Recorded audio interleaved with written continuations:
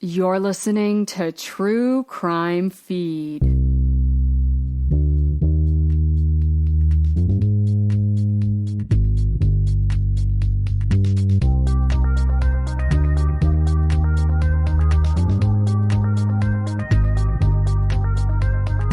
Welcome to True Crime Feed. I'm your host, Angela Ferrari, reviewing the best true crime podcast from the past decade with a teensy bit of humor, plus my top 3 true crime picks of the week.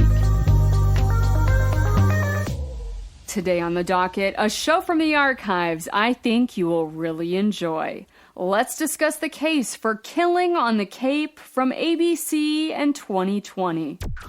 Here's a synopsis from the show page. It was a crime that rocked an idyllic seaside town in Cape Cod.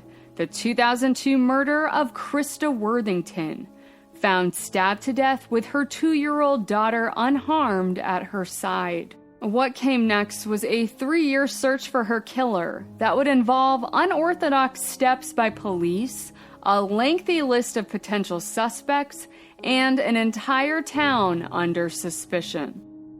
And to enhance your listening experience, go to thetruecrimefeed.com and sign up for my newsletter where I curate visual aids to accompany the show. Here you will see photos of Christa Worthington and the many potential suspects in her death.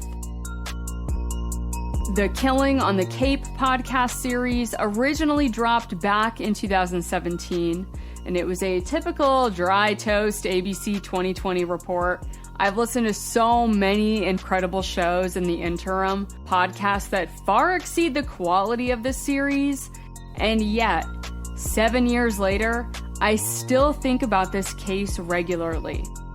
Partially because this case was so baffling, and usually when I finish a series, I might not have all the answers, but that doesn't keep me from forming a strong opinion. But after tuning into this show, I walked away feeling as clueless as Cher Horowitz, realizing she had romantic feelings for her stepbrother, Paul Rudd. And unlike Paul Rudd, I've matured over the years, acquiring my 10,000 hours of listening to true crime podcast level mastery, or my doctorate in podology, if you will. And now I thought it might behoove me to go back in time and revisit the case that's perplexed me so much, perhaps come to a more definitive conclusion, now that I have my distinguished true crime credentials. And maybe as you listen along, you'll come to the same epiphanies too. Or perhaps you'll think my final conclusions are more absurd than Cher Horowitz ending up with her stepbrother at the end of the movie Clueless and everyone seeming totally fine with it. We shall see when we get to the other side. And now it's time to pack our bags because we're going on a charming New England coastal getaway to Truro, Cape Cod, circa 2002. Oof, but I forgot. It's January, so pack a parka and some extra long underwears. If you look at a map of the Cape, Truro is the last stop before you hit the northernmost tip of Provincetown. At the height of summer, the population of Truro hits upwards of 20,000 residents. But come winter, 90% of those homes are empty. Only a few thousand residents are brave enough to withstand the freezing cold coastal winters. Most of the year-rounders are working-class folks, and there's a few city transplants who have come to prefer the isolation. That was Christa Worthington. She had escaped the rat race of New York City for simple coastal living, and in 2002, she was living with her 2-year-old daughter in their sleepy little cottage at 50 Depot Road in Truro. But this quaint little coastal town is about to feel a whole lot like Cabot Cove in a real-life episode of Murder, She Wrote. Only Jessica Fletcher would be spitting out her English tea after encountering some of the more baffling details of this case. Which brings us to the horrible morning of Sunday, January 6, 2002. Dispatch gets a call that Christa's body had been discovered on the floor of her kitchen. She had been stabbed to death, and her little 2-year-old daughter Ava was physically unharmed but clearly traumatized, wearing a soiled diaper and clinging to her mother's body. This is one of the saddest, most disturbing scenes you could imagine anywhere, but unfathomable for a place like Truro. The news sent waves up and down the Cape. 46-year-old former fashion writer, now single mother Christa Worthington murdered? Who in this sleepy little seaside village could do such a thing? Well, to answer that, first we need to get to know Christa. She came from a prominent family. The Worthingtons' roots and wealth date back 4 generations in the Truro and Boston area. Christa was born in 1956. She was the only child of Christopher Toppy Worthington, a Harvard-educated lawyer, and her mother, Gloria Saunders, worked as an artist. Christa grew up in the Boston suburb of Hingham, Mass., and she summered at the Cape, where her family owned several properties. And when I say several, I mean a block of 10 houses in a row. And as a kid, she could walk a few blocks away to her great-grandparents' house. After high school, Christa Worthington attended Vassar, where she studied writing. She spent the next few decades living a very glamorous life as a fashion writer for Cosmo, Harper's Bazaar, and Elle magazine. She lived in New York and eventually Paris, rubbing shoulders with celebrities at parties, even having a fling with Vanderbilt heir Stan Stokowski. Just a fabulous time. It all sounded very Sex in the City. Christa was beautiful, intelligent, fashionable, and a truly gifted writer. But she was not so great at the dating game. Her friends recalled her misfortunes in that arena. Lots of drama and volatile relationships. Eventually, Christa became disillusioned with the fast-paced and often vapid lifestyle. So she traded in her designer shoes and handbags for beach sandals and canvas totes, relocating to a family-owned cottage on the beach of Truro, down the street from the place she would eventually meet her demise. At this time, she was in her early 40s, and Christa was feeling like she missed out on her chance of settling down with a stable partner and starting a family. Until one day, she calls the local harbor master on some guys who are docking and unloading their boats near her cottage. So Shellfish Constable Tony Jacket shows up. He is tall, dark, and handsome, tan skin, a mop of curly black hair. He's kind-hearted and very charismatic. Christa took a liking to him immediately. Things start out innocent at first. At one point, Tony rollerblades by her house, and Christa waves him down to share a cup of tea. Eventually, one thing leads to another, but I mean, who can resist a constable on rollerblades? Unlike the men Christa had previously dated, Tony was the salt-of-the-earth, working-class kind of guy, the grandson of a Portuguese harpoon fisherman. She wrote about Tony in her diary saying, quote, "If there was a sweeter person on earth between the hours of 8 and 9:15, I would not believe it. Tony became tender, and we were made new spellbound. I love him."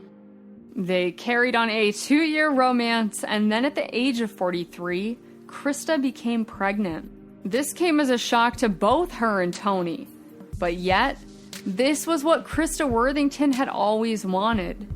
The only problem? Tony was married.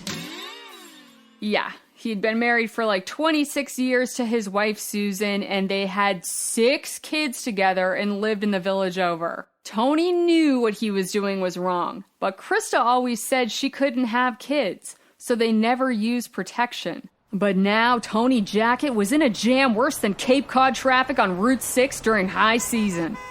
Ugh, that's a rough one, man. Christa insisted on having the child and promised to keep Tony's secret. At first, anyway. But things grew volatile once baby Ava was born.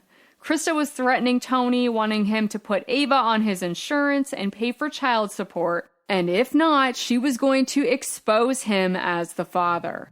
Fast forward to after her death, investigators found a 5-page letter Christa wrote to Tony's wife Susan but never sent. The tone of the letter was nasty.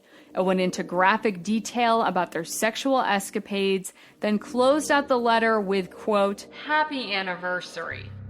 And even though she never delivered the letter, it shows Christa's mindset during that time, writing in her diary, "The emptiness around me, miles and miles of it, while my lover lies with his wife. Yeah, it was a bad sitch for everyone. Tony was trying to cover up the fact that his wages were being garnished, and rumors were spreading all around town. Ava was already 2 years old. He knew he could not keep this secret forever, so he finally confessed to his wife. Susan understandably had a meltdown.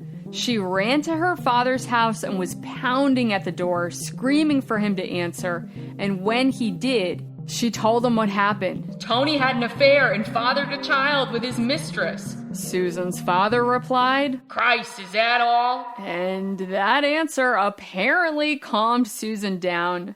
She spent a few weeks processing and eventually decided she wanted to stay together with Tony and embrace Ava into the family. Christa began bringing Ava around and joining the Jackets for family meals. Susan and Christa even became friends. Maybe unconventional, but somehow they made this situation work. Things could have continued on. One big, happy, blended family. But 8 months after Tony's secret came out, Christa Worthington was dead. And because of their tumultuous history, Tony Jacket was immediately a suspect. And though Christa's body was found Sunday, January 6th, her time of death could have happened somewhere during the previous 36 hours. Tony gave his alibi for most of the weekend. On Friday, he and Susan went to the movies to see the Royal Tenenbaums. Then on Saturday, they went to the movies again and saw A Beautiful Mind. And then on Sunday, Tony was watching the Patriots football game. Checks out to me, but not to the cops. Instead of ruling him out, Tony became a person of interest while the authorities continued to gather information. Their investigation only led to more questions and a growing pool of suspects. So let's start with this bizarre crime scene first. At the time of her death, Christa had upgraded her living quarters to 50 Depot Road after she inherited the property from her mother dying from cancer in 1999. So this is where the murder occurred. And again, we have a small coastal town where the rate is next to zero, so the cops didn't have a ton of experience with securing a crime scene. Her house was a mess to begin with, a pile of dirty dishes in the sink, clothes and toys everywhere, because, Christa was a single mom with a 2-year-old. But the messiness only added to the chaos. Christa's body was discovered laying on her back. She was nude from the waist down. And someone responding to the crime scene early on haphazardly covered her body with a brown blanket. She had been stabbed through the lung, and there was dried blood around her.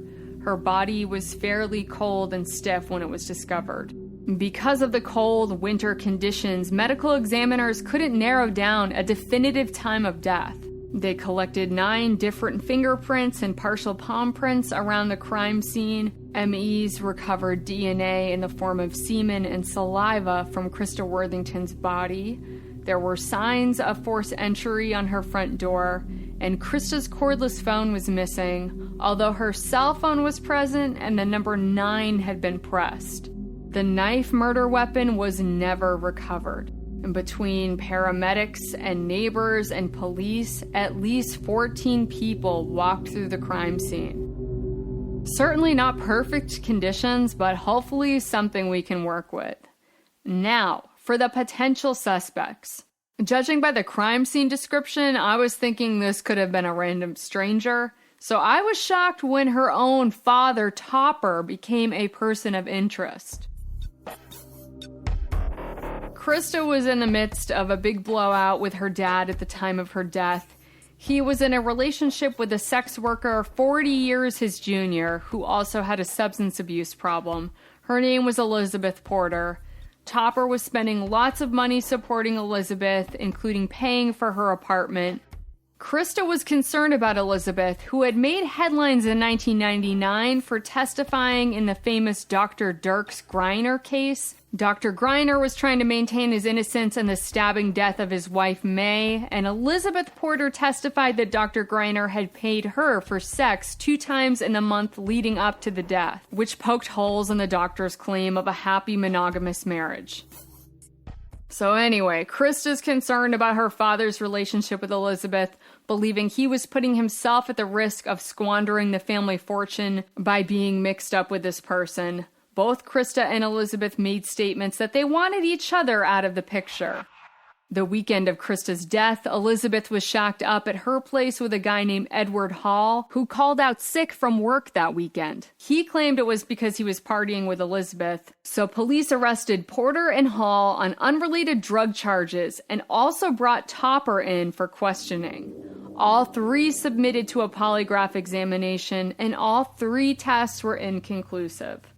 I guess the theory here is that Elizabeth Porter, Edward Hall, and or Papa Topper Worthington may have had something to do with Christa's death. But what about that DNA, though?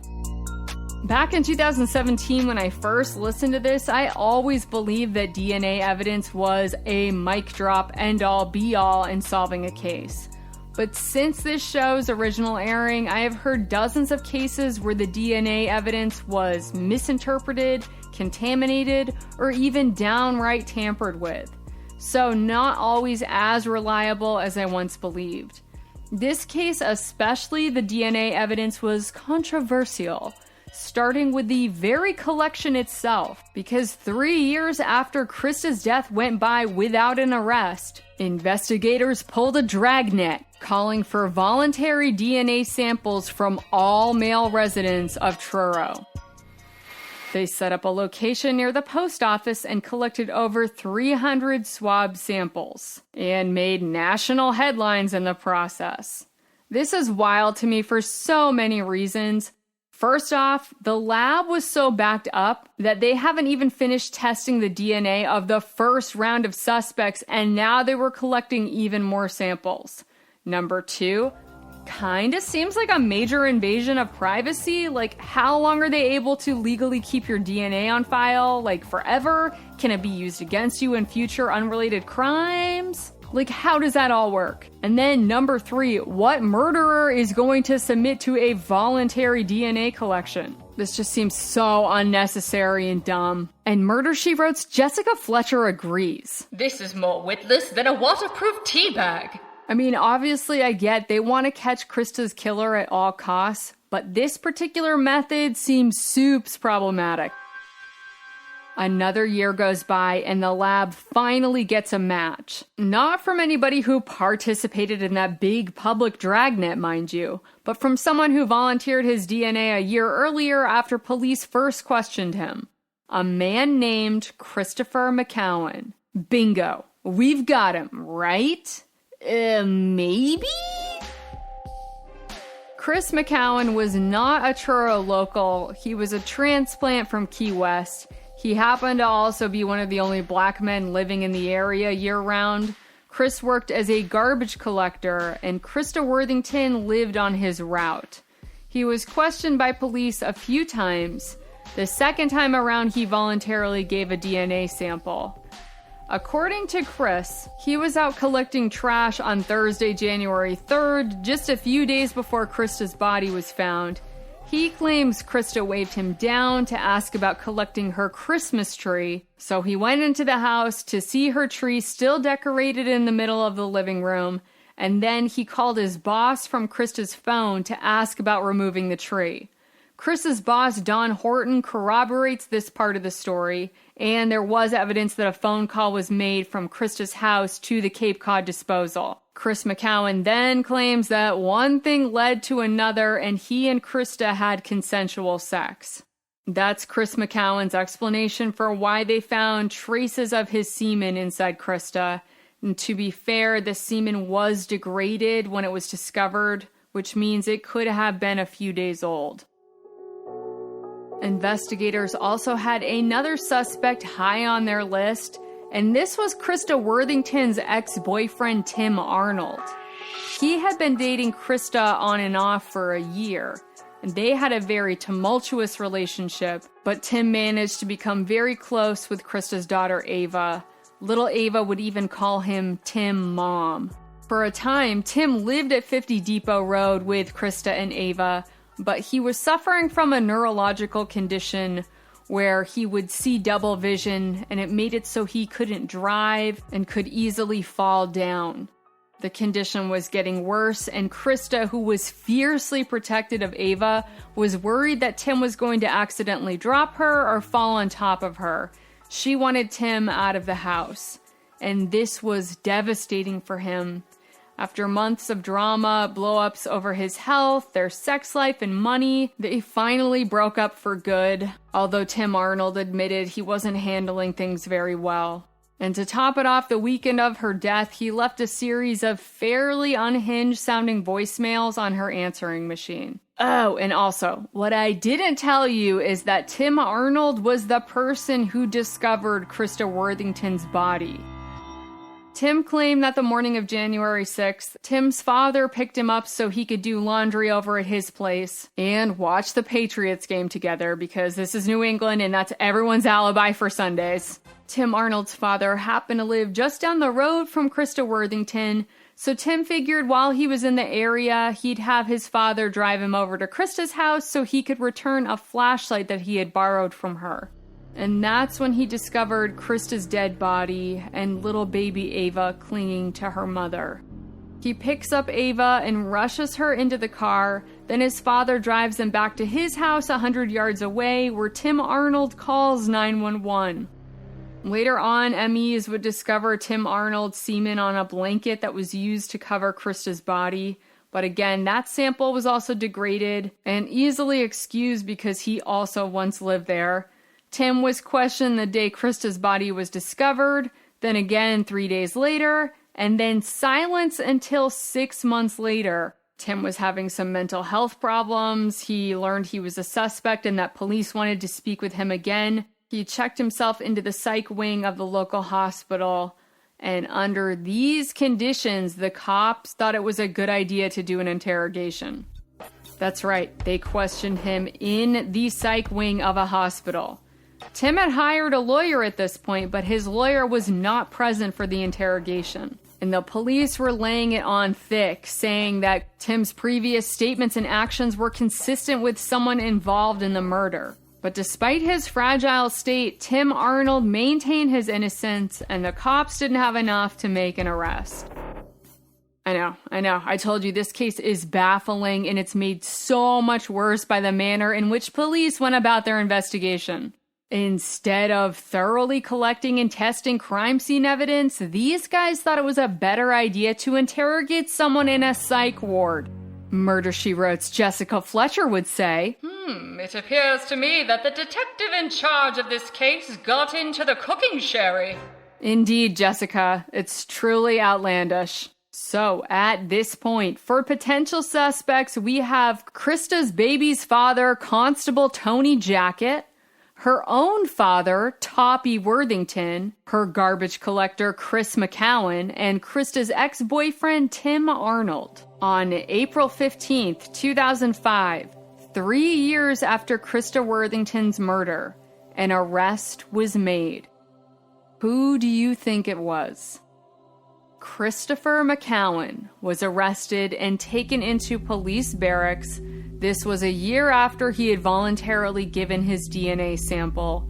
He was questioned for 6 hours without a lawyer, while high on Percocets, cocaine, and weed. And that whole story about him walking into Christa's house to see the Christmas tree and then engaging in consensual sex was not the first story he told police. First, he told them he didn't know Christa at all. Then he made a weird confession saying that he was out that Friday night with this sketchy friend / amateur white rapper named Jeremy Fraser, who was performing at a place called the Juice Bar that night. And there's actual video of this event and Jeremy Fraser's dumb rapping. Oh, it's so bad, you guys. I'd rather listen to that Macklemore thrift store track on repeat than these bozos. Chris claims that he and his friends got super wasted at the Juice Bar and then went out to a party where a fight broke out, and then he and Jeremy Shady Fraser went over to Christa's where he claims he hooked up with her and that Jeremy tried to rob her and then stabbed her to death. I think that's the gist of his confession, but I don't know for sure because none of it was recorded, and the entire 6-hour interview only yielded a 26-page report. The police tracked down Jeremy Fraser, and he denied ever going over to Christa's house or having any involvement in her killing, but also he was blacked out drunk that night. We also learn a weird tidbit that I'm still perplexed by. For some reason, the state police called Jeremy that Friday night, I guess technically Saturday morning, on January 5th at 12:03 a.m. We still don't have any answers as to why the cops were calling him that night. Investigators dig more into Chris's background, learning he suffered from a severe seizure disorder as a child and as a result has an IQ of 78. He also has a few criminal charges against him, one for grand theft auto, and multiple restraining orders against him. Though some of these women came forward in his defense after his arrest to say those restraining orders were made for reasons other than physical violence, but still not a good look. Chris McCowan goes on trial in 2006 for the murder of Christa Worthington. And if you thought the investigation was rough, wait till you get to these court proceedings. First off, jury selection in general, it's always a fickle pickle. This case, prosecutors and defense made clear distinctions. The defense wanted working class and or black jurors, thinking they'd be more favorable to Chris. Prosecutors wanted more affluent WASPs that would sympathize more with Christa. Most self-employed folks can't fulfill jury duty, so the defense had a hard time in that department, but they selected one black woman to sit on the jury named Roshana Bahana. More on her later, but first, the trial. In addition to the murder charges, they added an armed robbery charge and a rape charge. The original medical examiner who actually performed Christa's autopsy was out sick, so another dude was filling in, which wasn't ideal. And again, they were unable to determine an exact time of death, so we basically have a 36-hour window from Friday night, the 4th of January, to Sunday, the morning of the 6th. Although the defense had their own lividity and rigor mortis experts who felt confident that Christa's time of death at the earliest was 8 a.m. on that Saturday morning. Both timelines rule out Christa being murdered on that Thursday, the day Chris claimed his garbage route took him to Christa's house where she invited him in to look at the Christmas tree, and he called his boss from her house. It is possible, though, that Chris went back to the house sometime during the weekend and killed her. The prosecution's major evidence against Chris are his statements to the police and his DNA. You remember that Chris first told police he didn't know Christa, then he said he saw her on the roof but never went into the house, then he admitted to being at her house and having consensual sex. Then there was the whole story where he claimed that he went there with amateur rapper Jeremy Fraser, who tried to rob Christa, ended up killing her, and Chris helped him cover the whole thing up. The prosecution puts Fraser on the stand to refute some of Chris's statements and then put the sole blame on Chris McCowan. Fraser's performance on the witness stand, though, was worse than his amateur rap performance at the juice bar. At first, he claimed he put on an amazing show at the bar, then went to a party with Chris and his other friend Sean. Then Chris went off on his own after a fight broke out. And Jeremy's alibi was that he spent the rest of the evening over at his friend Sean's dad's house. Under cross-examination, defense attorney Bob George points out that Jeremy first claimed to police that he blacked out and had no memory of that night. So how does he know what happened now? And Jeremy Fraser replies, "Because the police fed me the information." Again, this was a witness for the prosecution.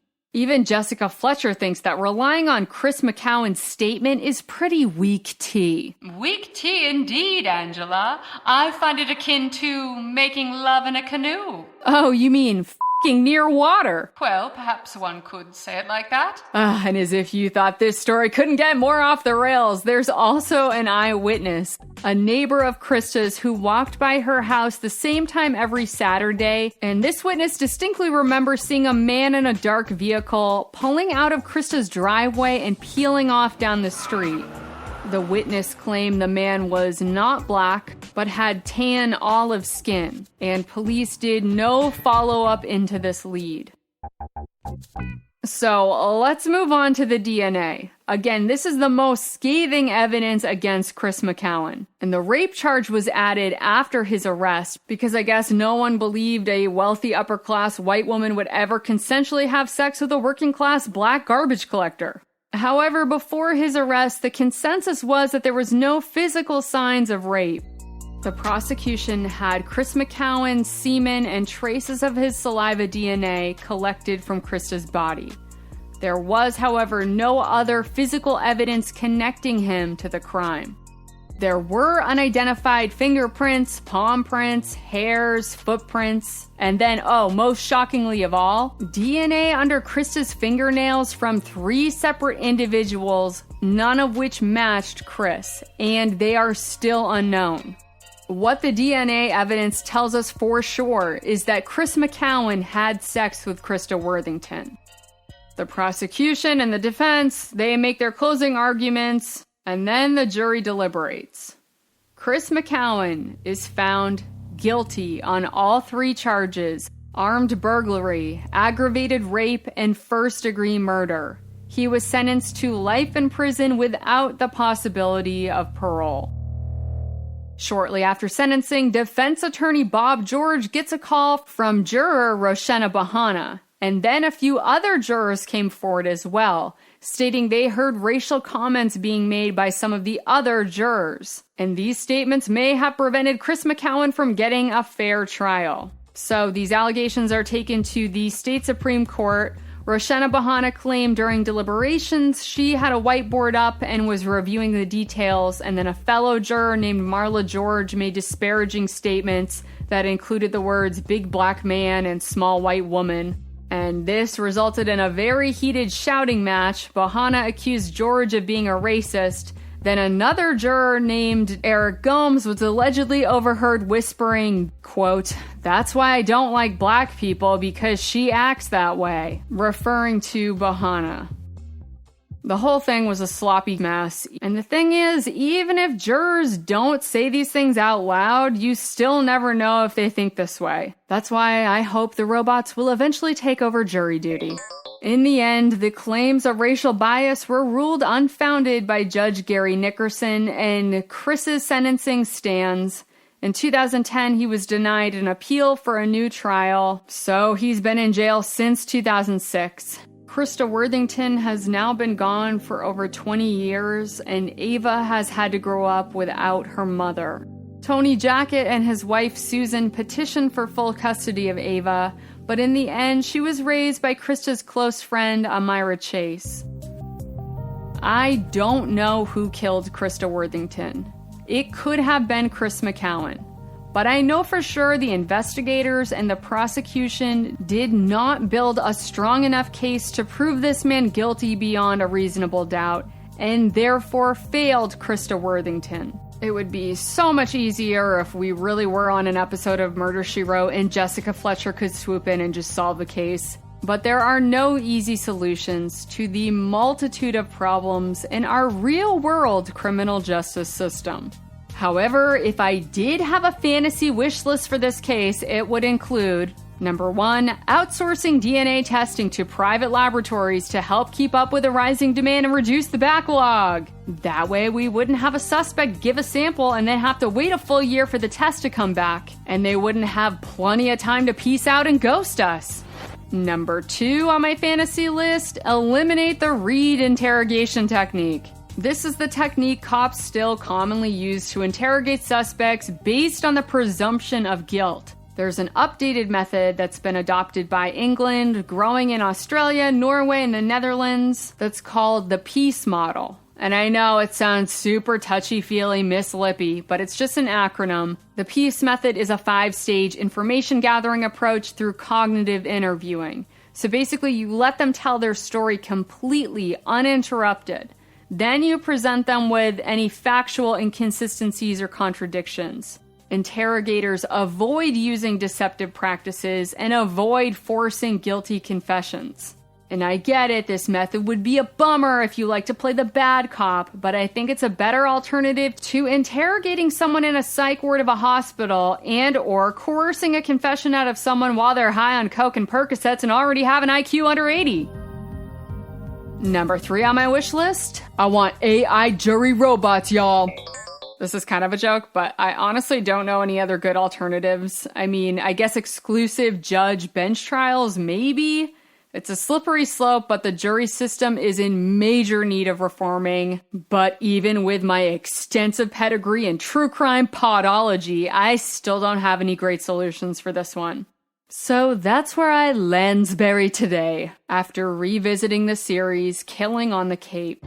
And looking forward to consuming my next crime adventure, a Murder, She Wrote crossover with Tom Selleck's Magnum P.I. in Hawaii. Trading in my hot tea for a hottie, if you catch my drift. A ta-ta for now. Alrighty, I am dying to know your opinions about this case. Honestly, I wish I could just hand the mic over to you, but you know, the whole pesky space-time continuum thing. Instead, feel free to email me directly at angela@thetruecrimefeed.com, or even better, join the True Crime Feed Facebook discussion group. Keep an open mind and be kind to fellow True Crime Feed friends. Stay tuned till after the break to hear my top 3 podcast power ranking of the week. Hey you. I'm so glad we found each other and get to share our special love for true crime podcasts. I don't ever want you to miss out on a wild story. That would be a crime in itself. So be sure to hit that follow or subscribe button on your podcast app and share your favorite episode with a friend so the next time you see each other, you can splurge about your latest true crime obsession. Thanks for spreading the word, and now back to the show. And we are back. Before we start the ranking, kind of a frustrating week. I actually don't have any complete misses this week, but I have these pods in my queue that are overall good shows, but they've hit some doldrums. The worst offender was Murder 101. The latest 2 episodes were a slug, and it's still not over. I'm trying so hard to continue rooting for this show, but the editors have done Murder 101 such a disservice for not trimming it down. Hopefully the last episode finishes the series strong. The last episode of Varmintown was also fine. I gave it a B grade. I appreciate the closure and the updates, but I was hoping for a little more of that razzle-dazzle I've come to expect from Kyle MacLachlan and Joshua Davis. So feeling a little meh about those 2. However, I do have 4 shows in my top this week that I am jazzed about. So allow me to present the 4 shows currently trending that I think are worth a listen. I present to you this week's podcast power ranking. 4, 3, 2, 1. At the number 4 spot, we have Hello, John Doe. Here's a reminder from the show page. At age 45, Steve Patterson made a shocking online discovery, his own missing persons page. Desperate to uncover why he had been included on the list, Steve called Todd Matthews, a missing persons investigator in search of answers. Together, Todd and Steve discover a sordid family past that includes long-lost relatives, kidnappings, and murders. Hello, John Doe is a winding, poignant tale that explores what it means to be lost and found. WTF, this case is so crazy that I totally forgot there was another missing child from the same birth family. All the way to episode 7, and we are still learning tons of new information. This case, though, it's so sad and dark, but then narrator Todd Matthews will say something like, The investigator was wigglier than a worm in hot ash. And makes me smile. The show continues to deliver primo investigation and narration on Hello, John Doe. At the number 3 spot, we have Media Pressure. Here's a summary from the show page. It's been 20 years since 21-year-old nursing student Maura Murray disappeared without a trace on February 9th, 2004. Yet countless questions remain, and her family continues to fight for resolution. Her mysterious disappearance is a story that strangers have told hundreds of times, but absent in the story you've heard are the voices of those who knew Maura, those closest to the investigation. Not anymore. That is a wrap on media pressure. This show had one of the best closing episodes I've ever heard on a podcast. Yeah, I have some similar feelings to the way I felt about the investigation into the Christa Worthington case. I am dumbfounded by the New Hampshire police's decisions pretty much every step of the way. Their actions would not only have Jessica Fletcher spitting out her tea, but I'm pretty sure she'd slam her mug on the ground too. If you want some material to rage out with, don't miss media pressure. At the number 2 spot, we have 3. Here's a rundown from the show page. After midnight on July 6, 2012, 3 teenage girls walked into the thick Appalachian woods somewhere along the Mason-Dixon County line. Hours later, under the glow of a nearly full moon, only 2 walked out. What happened to Skylar Neese has become Gothic American folklore, the odd girl out in a vicious teenage triangle. But in the 10 years since this fateful night beneath the West Virginia stars, a fuller portrait of what happened has emerged. I was putting this one off for a binge listen, and I listened to the first 6 episodes in one rainy morning, and now I'm chomping at the bit for the rest of the show to be released. It's so addictive. Teenage girls, man, yikes. The social media of it all is wild, and I am shocked how candid that deputy was with his interviews. This case is an example of some first-class investigating, but that's about the only solace I have when tuning in to the disturbing case of 3.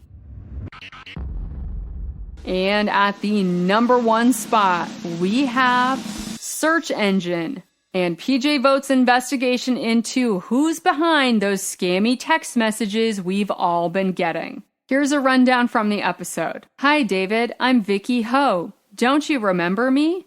An investigative reporter travels halfway around the world to find out who is sending him random wrong number texts and why. After you hear this story, you'll never look at these messages the same way again. Yeah, the synopsis kind of says it all. You will never see these messages the same way again. And by the end, I was actually feeling so terrible for the actual people who are sending these. This reporting is a must listen, so don't miss this episode of Search Engine titled, Who's Behind Those Scammy Text Messages We've All Been Getting? Find out next week who will be in the number 1 spot, and let me know what trending shows are in your top 3. I'll meet you back here next week to dust off another superb true crime show from the archive for your next feeding fix.